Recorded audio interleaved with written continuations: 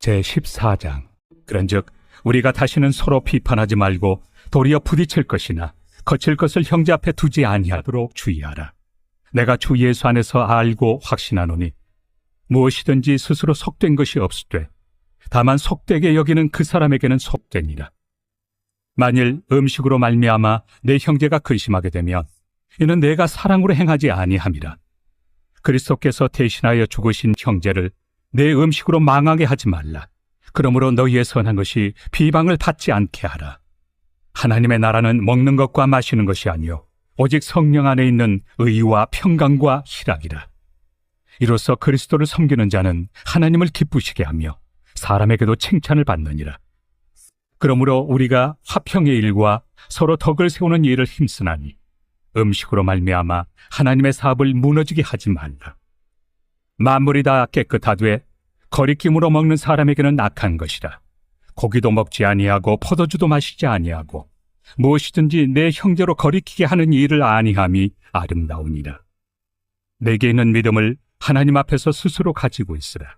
자기가 옳다 하는 바로 자기를 정죄하지 아니하는 자는 복이 있도다. 의심하고 먹는 자는 정죄되었나니 이는 믿음을 따라 하지 아니하였기 때문이라. 믿음을 따라 하지 아니하는 것은 다 죄니라. 요즘 교회 안에서 다음 세대를 향한 이야기를 들을 때면 마음이 무거워질 때가 있습니다.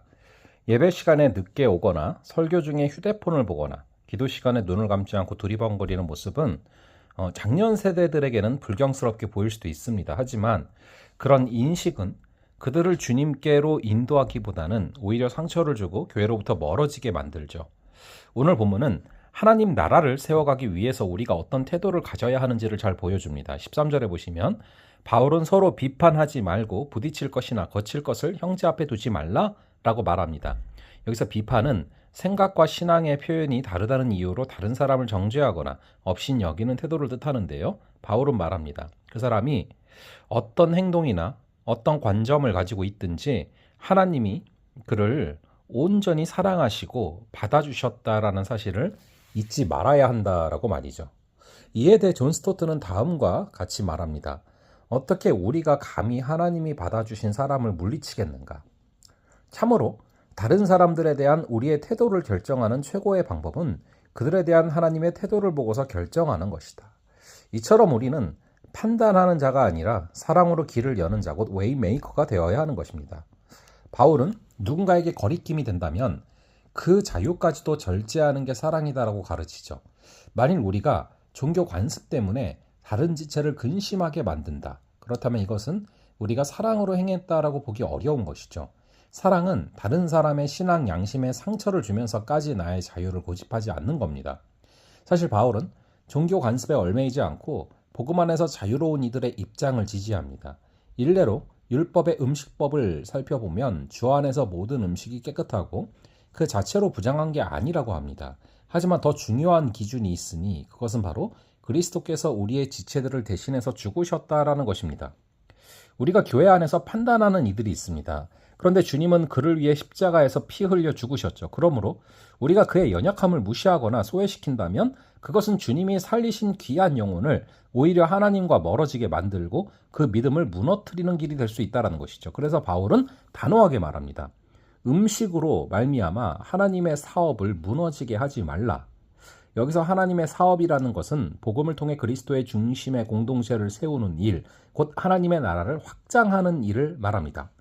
우리가 사소한 자유를 주장하다가 공동체를 상하게 한다면 그것은 결코 가벼운 문제가 아닙니다. 오히려 하나님 나라를 가로막는 일이 될 수 있는 것이죠. 하나님 나라의 핵심은 성령 안에 있는 의와 평강과 희락입니다. 종교 관습 같은 비본질적인 게 아니죠. 의는 하나님과의 바른 관계, 평강은 예수 그리스도의 속죄를 믿을 때 누리게 되는 내면의 평화, 희락은 성령 안에서 하나님 및 이웃과의 관계 속에서 흘러나오는 기쁨을 말합니다. 이 세 가지가 교회 안에 충만할 때 사람들은 그 공동체를 통해서 하나님의 나라를 맛보게 되는 것입니다. 반대로 비판과 정죄, 무례와 강요가 가득하면 우리가 아무리 진리를 말해도 그 진리는 생명력을 잃고 말게 되는 것이죠. 그러므로 우리는 하나님이 기뻐하시고 사람들에게도 칭찬받는 방식으로 우리의 자유를 사용해야 합니다. 비본질적인 것을 기준으로 다른 지체들을 판단하지 마시고 그리스도의 사랑으로 품을 수 있기를 바랍니다. 그들을 위해 예수님이 십자가에 달려 돌아가셨기 때문입니다. 그렇다면 우리 역시 그들을 위해서 사랑으로 자유를 절제할 수 있어야 합니다. 나 한 사람의 절제가 다른 이들을 주께로 가까이 이끄는 길이 될 수가 있습니다. 바로 이게 하나님의 나라를 세워가는 길입니다. 하나님 나라의 의와 평강과 희락이 우리 공동체 안에 충만히 흘러넘치기를 간절히 바랍니다. 잠시 기도하겠습니다. 아버지 하나님, 바울이 서로 비판하지 말고 부딪힐 것이나 거칠 것을 형제 앞에 두지 말라고 하신 말씀을 우리가 마음속에 새기게 하여 주시고, 누군가에게 거리낌이 된다면 그 자유를 절제하는 그 사랑을 행할 수 있는 그런 우리 모두가 되게 하여 주시옵소서. 하나님 나라의 핵심은 성령 안에 있는 의와 평강과 희락임을 깨닫게 하시니 감사합니다.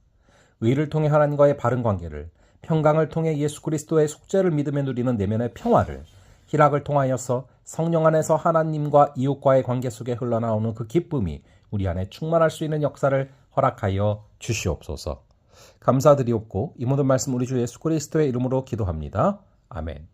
그럼 또 다음번에 뵙도록 하겠습니다.